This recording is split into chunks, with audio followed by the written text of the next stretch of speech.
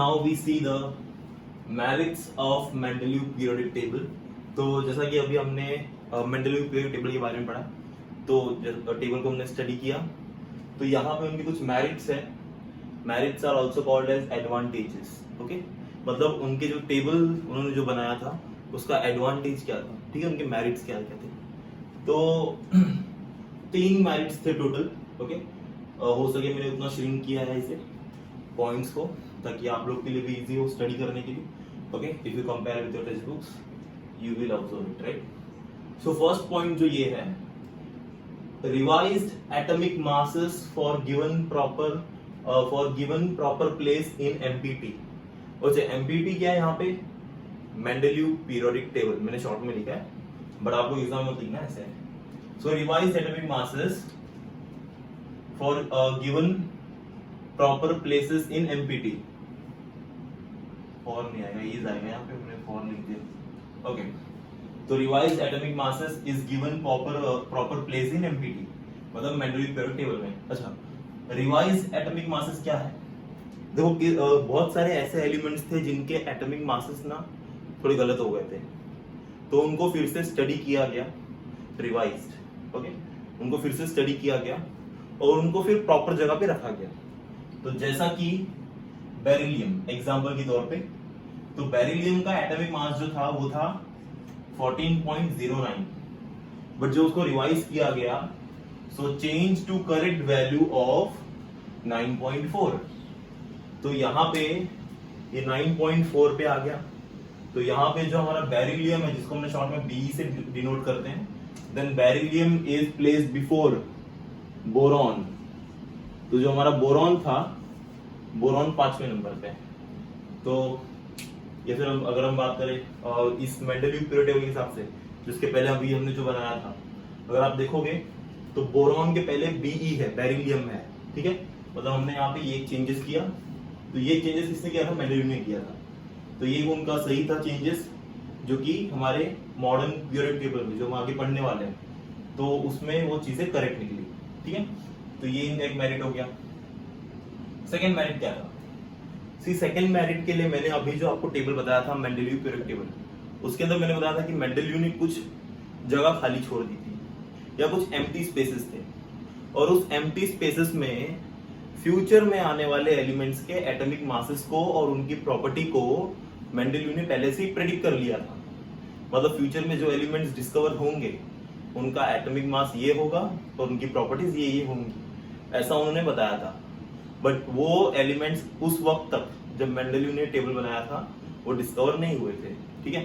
तो यहाँ पे at the end of 19th century वो एलिमेंट्स डिस्कवर हो गए जिन्हें मेंडेलीव ने प्रेडिक्ट किया था.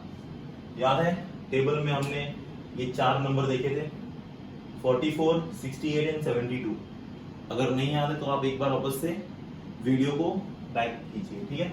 तो 44, 68 एंड 72 ये वो प्लेसेस थे जिनको, मतलब ये सारे एटॉमिक नंबर हमारे, जिनको मेंडेलीव ने क्या किया था? एम्प्टी छोड़ दिया था. मतलब वहां पे फ्यूचर में कुछ एलिमेंट्स मिलेंगे जिनका एटॉमिक मास यही होगा, ठीक है. और मेंडेलीव ने उनको एक नाम दे दिया था, एक का बोरॉन, एक का एल्यूमिनियम और एक का सिलिकॉन. ये 3 नाम उन्हें दे दिए थे. बट जब फ्यूचर में वो एलिमेंट डिस्कवर हुए, तो एक का बोरॉन वाज स्कैंडियम, जिसको Sc लिखा गया. एक का aluminium is gallium, Ga, and एक का silicon is germanium, which is Ge. तो आपको ये याद रखना बहुत जरूरी है. इसके ऊपर कभी कभी मैच द फॉलोइंग भी पूछते हैं, ठीक है. सो एक का boron is also called as scandium, एक का aluminium is also called as gallium, एक का silicon is also called as germanium. और ये उनके atomic masses which were predicted by the Mendeleev. तो यहाँ पे एक टेबल है प्रूफ करने के लिए जो उनका प्रेडिक्शन था. तो टेबल तो फिलहाल एक ही के ऊपर है, जो है एक का एल्यूमिनियम के ऊपर. Now see, these are the properties. ये प्रॉपर्टीज है एलिमेंट्स की, ठीक है.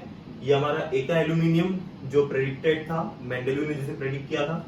और ये गैलियम वो जो एक्चुअली 19th सेंचुरी में हमें मिला था. तो ये उसके एक्चुअल प्रॉपर्टीज, ये प्रॉपर्टीज जो प्रेडिक्टेड थी. तो जैसे कि अगर हम बात करें एटॉमिक मास, तो एक का एल्यूमिनियम का एटॉमिक मास मेंडेलियव ने कितना बताया था 68, बट जब वो डिस्कवर हुए तो उनका एटॉमिक मास एक्चुअल कितना मिला 69.7। इफ यू सी तो मेंडेलियव काफी क्लोज थे इसके, बिकॉज ये उनका प्रेडिक्शन था, तो प्रेडिक्शन था 68 बट एक्चुअल कितना मिला 69.7, मतलब 1.7 का फर्क आया मास में, बट एक्यूरेट था फिर भी। डेंसिटी की बात करें तो डेंसिटी मेंडेलियव ने बताया था कितना होगा 5.9, बट जब एक्चुअल में एलिमेंट मिला हमें और उसकी डेंसिटी हमने कैलकुलेट की तो वो हमें मिला 5.94। Again it is an accurate value. MP melting point, melting point Mendeleev ने बताया था, कोई नंबर नहीं दिया था, पर उन्होंने कहा था कि मेल्टिंग पॉइंट इसका बहुत लो होगा। ठीक है, मेल्टिंग पॉइंट क्या होता है, जिस पॉइंट पे ऑब्जेक्ट मेल्ट होना स्टार्ट हो जाए। ठीक है, तो लो मेल्टिंग पॉइंट, तो यहाँ पे अगर आप देख सकते हो मेल्टिंग पॉइंट कितना दिया है 30.2। सो 30.2 जो यहाँ पे मेल्टिंग पॉइंट है which is almost at room temperature. ठीक है, तो मतलब ये रूम टेम्परेचर पे जो है क्या होगा, मेल्ट होना स्टार्ट हो जाएगा, तो ऑब्वियसली एक लो वैल्यू है ये। फिर फॉर्मूला ऑफ क्लोराइड, मतलब जब ये क्लोरीन से रिएक्ट होगा तो कैसा फॉर्मूला बनाएगा, तो ई क्या है मेरा, ई यहाँ पे है एक एल्यूमिनियम Cl3, तो ई की जगह अभी क्या मिला हमें गैलियम, तो देखो Ga, गैलियम इज Ga, तो GaCl3, मतलब गैलियम जब क्लोरीन से रिएक्ट होगा तो उसे 3 क्लोरीन लगेंगे, तो जो कि मेंडेलियव ने बताया था, और हमें जो एक्चुअल मिला दोनों इक्वल थे। ऑक्साइड जब वो ऑक्सीजन से रिएक्ट करेगा तो E2O3 और Ga2O3, मतलब जब ये ऑक्सीजन से रिएक्ट करेगा तो 3 ऑक्सीजन लगेंगे 2 गैलियम को, तो वही है यहाँ पे। ठीक है, तो ये जो थी प्रॉपर्टीज ये मेंडेलियव ने बताई थी, प्रेडिक्टेड थी, और ये एक्चुअल डिस्कवर होने के बाद ऑलमोस्ट सिमिलर मिली, तो ये भी जो है एक एडवांटेज या हम कह सकते हैं मेरिट्स था किसका, मेंडेलियव का या मेंडेलियव पीरियड टेबल का। ओके, ना बात करते हैं थर्ड प्रॉपर्टी की। ओके, सो थर्ड जो था वो था ये कि मेंडेलियव ने पीरियोडिक टेबल तो बना दिया, बट जब मेंडेलियव ने पीरियोडिक टेबल बनाया था तो उस वक्त जो है नोबल गैसेस डिस्कवर नहीं हुए थे। अभी नोबल गैसेस क्या है, noble gases zero group gas भी बोलते हैं उन्हें हम, ऐसे गैसेस जो किसी से रिएक्ट नहीं करते। ठीक है, जैसे आर्गन हो गया, हीलियम हो गया, नियॉन हो गया, तो ये सारे ऐसे गैसेस हैं जो किसी से रिएक्ट नहीं करते। तो जैसे कि अगर हम बात करें, देखो आप अगर बात करते हैं कुरकुरे का पैकेट है या लेस का पैकेट है या कोई भी फूड प्रोडक्ट है जिसके अंदर एयर फिल होती है। ठीक है, अब नॉर्मली अगर हम देखते हैं अगर कोई फूड मटेरियल अगर वो एयर के कंटेंट में आता है या कांटेक्ट में आता है तो वो नरम हो जाता है या फिर वो डिग्रेड होना स्टार्ट हो जाता है, खराब होना स्टार्ट हो जाता है। बट अगर हम बात करते हैं वो पैकेट्स के जिसके अंदर एयर भी है और हमारा प्रोडक्ट भी है फूड प्रोडक्ट, बट वो जल्दी डिग्रेड नहीं होता है, खराब नहीं होता है। क्यों? क्योंकि बिकॉज उसके अंदर जो एयर फिल होती है वो इनमें से कोई गैस होती है, आर्गन या फिर हीलियम या फिर नियॉन। तो ये गैसेस जो है किसी भी मटेरियल से रिएक्ट नहीं करते हैं, तो इसलिए हम उनमें वो एयर को फिल करते हैं। ठीक, तो noble gases do not have any places in MPT. तो as you know MPT is Mendeleev period table. Example helium, neon and argon. So he created zero group. ही यहाँ पे कौन है हमारा, मेंडेलियव। तो मेंडेलियव ने क्या किया, एक जीरो ग्रुप क्रिएट किया। ठीक है, मतलब एक ग्रुप, हमने पढ़ा था टेबल में ग्रुप्स थे हमारे, 8 ग्रुप्स थे, तो एक और ग्रुप बना दिया। कौन सा group, zero group, in which all the elements were placed without disturbing the other elements in MPT. तो जब वो जीरो ग्रुप में हमने उन सारे एलिमेंट्स को डाल दिया, वो सारे एलिमेंट्स फिट हो गए और उन्होंने किसी भी अदर एलिमेंट्स को एमपीटी में जो है डिस्टर्ब नहीं किया। ठीक है, तो ये था हमारा मेरिट्स, 3 मेरिट्स थे, तीनों मेरिट्स इंपॉर्टेंट है। मेंडेलियव का एक्चुअली पूरा पार्टी इंपॉर्टेंट है एग्जाम पॉइंट ऑफ व्यू, तो ये तीनों मेरिट्स है, इसे याद कर लेना। Take a screenshot and then will move to demerits.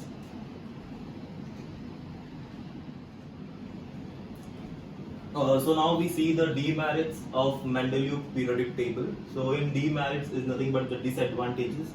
तो demerit को हम disadvantage भी कहेंगे। So total there are 4 demerits. जैसा कि इसके पहले हमने merits किया था जिसमें 3 merits थे, यहाँ पे 4 demerits हैं।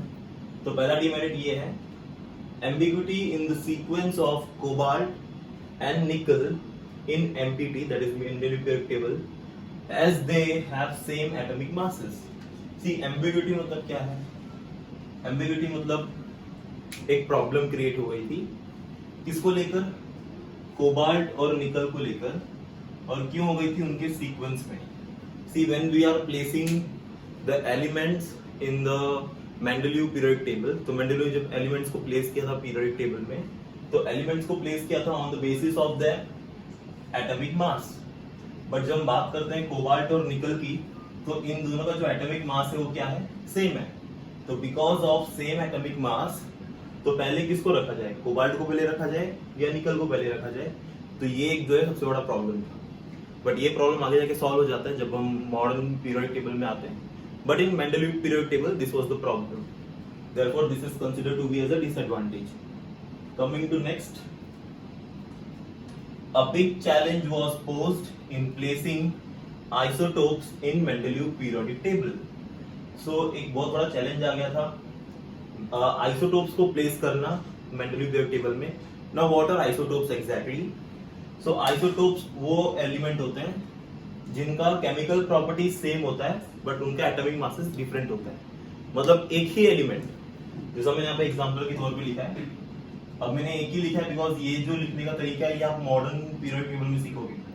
जैसे यहाँ पे हम बात करते हैं हाइड्रोजन की, तो देखो यहाँ पे H1 नीचे जो है वो एटॉमिक नंबर है, ऊपर जो है वो एटॉमिक मास है। Atomic number, atomic mass. So this is also hydrogen, this is also hydrogen. But अगर आप देखोगे ऊपर 1 है, यहाँ पे ऊपर 2 है, तो ये जो ऊपर के वैल्यूज है, ये ऊपर के वैल्यूज इंडिकेट करते हैं एटॉमिक मास। तो यहाँ पे इसका एटॉमिक मास 1 है, इसका एटॉमिक मास 2 है। इवन हमारे पास H13 भी है, ठीक है। तो ये 3 आइसोटोप्स है हाइड्रोजन के। तो यहाँ पे सबसे बड़ा प्रॉब्लम, और ऐसा सिर्फ हाइड्रोजन के साथ नहीं, हर एक एलिमेंट के साथ हुआ, बिकॉज हर एक एलिमेंट्स के आइसोटोप प्रेजेंट थे। बट जब मेंडलीव ने पीरियोडिक टेबल डिजाइन किया था उस वक्त उन्हें नहीं पता था कि आइसोटोप्स भी होते हैं, ठीक है। तो इन आइसोटोप्स को जो हमें मिले, तो उन्हें कैसे उस पीरियोडिक टेबल में अरेंज किया जाए, this was the problem for Mendeleev, therefore this comes under demerits. Okay, again next third, so it was impossible to predict the number of elements present between two heavy elements. See, जैसा कि हमने पहले देखा था कि Mendeleev ने बहुत सारे एम्प्टी प्लेसेस छोड़ दिए थे और उन्होंने वहां पे ना कुछ एलिमेंट्स को जो है प्रेडिक्ट भी किया था कि उनका एटॉमिक मास नंबर या उनकी प्रॉपर्टीज कुछ ऐसे होंगी। जैसा कि आप यहाँ पे देख सकते हो, Zn is the Zn 65, फिर ये मेंडलीव ने प्रेडिक्ट किया था 68 एंड 67, एक का एल्यूमिनियम और एक का सिलिकॉन, याद है थोड़े पहले किया था हमने। And then As is arsenic which is 75। तो यहाँ पे देखो Zn हमें पता था, मतलब मेंडलीव ने जब टेबल बनाया था उस वक्त हमें Zn पता था और As पता था, बट उसके बीच में मतलब 65 और 75 के बीच में 10 एटॉमिक मास का गैप था। तो इनमें प्रेडिक्ट करना इजी था क्योंकि यहाँ पे जो गैप है वो कम है। बट हम बात करते हैं अगर बहुत वाइड गैप की, जैसे यहाँ पे आप देखोगे, अगर आप उस टेबल में वापस जाओगे तो वहां पे यू विल सी 140 के बाद डायरेक्ट 178 आता है, तो यहाँ पे गैप जो है बहुत हाई हो जाता है, ठीक है। तो इस हाई गैप में कितने एलिमेंट्स आएंगे वो प्रेडिक्ट करना जो है मेंडलीव के लिए इम्पॉसिबल हो गया था। Therefore it is said that it was impossible to predict the number of elements. So it is impossible to predict number of elements present between two heavy elements. Okay, so this was the third demerit. ये भी एक problem create कर दिया Mendeleev periodic table में। And next the fourth one, it is based on position of hydrogen. See hydrogen एक ऐसा element था जो दो प्रॉपर्टी शो करता था। In Mendeleev periodic table we have divided groups, तो टोटल वहां पे हमने 8 ग्रुप बनाए थे और उन 8 ग्रुप में से जो फर्स्ट ग्रुप था उसको नाम दिया है अल्कली मेटल और जो 7th ग्रुप था उसको नाम दिया है हेलोजन। तो यहाँ पे जो हाइड्रोजन है, अब हाइड्रोजन को कैसे प्लेस किया गया था, सी उस ग्रुप में मैंने बताया था जितने भी एलिमेंट्स ग्रुप के अंडर में आते हैं they have the same properties, right. और दो सेम प्रॉपर्टी क्या होगी, फिजिकल और केमिकल। तो यहाँ पे जो हाइड्रोजन है तो it shows the property similar to halogen and similar to alkali metal. Halogen कौन से हैं, जो ग्रुप 7 में आते हैं, और अल्कली मेटल कौन है? जो ग्रुप 1 में आते हैं। तो ग्रुप 1 में जितने भी एलिमेंट्स हैं और ग्रुप 7 में जितने भी एलिमेंट्स हैं, उन सारे एलिमेंट्स की प्रॉपर्टी सिमिलर थी किसके साथ? हाइड्रोजन के साथ। So it was an big challenge for them कि हम हाइड्रोजन को कहां पे प्लेस करें। क्या हम हाइड्रोजन को फर्स्ट ग्रुप में प्लेस करें या 7th ग्रुप में प्लेस करें? और उसे प्रूव करने के लिए कि वो जो सिमिलैरिटी है, यहाँ पे दो टेबल बनाए हैं। तो पहला टेबल प्रूव करता है कि वो अल्कली मेटल है और दूसरा टेबल प्रूव करता है कि वो हेलोजन है। तो सी कैसे? If you see compounds of hydrogen, तो यहाँ पे देखो हाइड्रोजन ने जो कंपाउंड बनाया है, एंड कंपाउंड्स ऑफ सोडियम। अगर आप मेंडलीव पीरियड टेबल में फिर से जाओगे तो ग्रुप 1 में सोडियम भी आता है। तो इफ यू सी हाइड्रोजन जब क्लोरीन से रिएक्ट होता है तो HCl फॉर्म करता है, मतलब एक हाइड्रोजन एक क्लोरीन। सिमिलरली अल्कली मेटल में जो सोडियम है वो भी जब क्लोरीन से रिएक्ट करेगा तो एक सोडियम और एक क्लोरीन ही लेगा। यहाँ पे 2 हाइड्रोजन एक ऑक्सीजन, यहाँ पे 2 सोडियम एक ऑक्सीजन, मतलब रिएक्शन करने का तरीका सिमिलर है हाइड्रोजन का भी और अल्कली मेटल सोडियम का भी।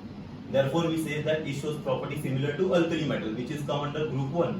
But if you come here, तो यहाँ पे देखोगे एलिमेंट्स जो मेरे हैं, फिर यहाँ पे compounds with metal and compounds with non metal. तो अगर देखो H2, क्लोरीन जो है वो ग्रुप 7 में आता है, यहाँ पे भी H2 मिलता है हमें, यहाँ पे Cl2 मिलता है। मतलब क्लोरीन को हम Cl2 के फॉर्म में लिख रहे हैं, हाइड्रोजन को हम H2 के फॉर्म में लिख रहे हैं। तो ये जो लिखने का तरीका है केमिकल फॉर्मूला वो सेम है। फिर कंपाउंड्स विद मेटल, मतलब जब हमारे हाइड्रोजन और हेलोजन ग्रुप के कोई भी एलिमेंट्स मेटल से रिएक्ट करेंगे तो उनका रिएक्शन कैसा होगा। तो देखो hydrogen react with sodium, sodium is a metal, तो मुझे क्या मिला? NaH। Similarly chlorine which comes under halogen, तो chlorine also react with metal and it give NaCl। तो यहां भी रिएक्शन करने का तरीका सेम है, एक सोडियम एक हाइड्रोजन, एक सोडियम एक क्लोरीन, ठीक है। अगेन नॉन मेटल की बात करें तो carbon is a non metal, so when carbon react with hydrogen तो it require 4 hydrogen, so you can see CH4. Similarly Cl is the chlorine which is halogen group 7, so when it also react with carbon so we get CCl4. that means यहाँ पे भी एक carbon और 4 chlorine लगेंगे। तो इस तरीके से ये प्रूफ करता है कि ये हेलोजन ग्रुप में है हाइड्रोजन, और यहाँ पे प्रूफ करता है कि वो अल्कली ग्रुप में है हाइड्रोजन, ठीक है। तो this was the problem that which position should given to hydrogen. तो ये प्रॉब्लम बाद में भी कंटिन्यू ही रहेगी वैसे भी। So this was all about demerits of Mendeleev periodic table. So there are total 4 demerits, और ये सारे डीमेरिट्स जो है इंपॉर्टेंट है एग्जाम पॉइंट ऑफ व्यू भी। तो आप लोग इसे प्रॉपर से स्टडी कर लेना एंड टेक अ स्क्रीनशॉट।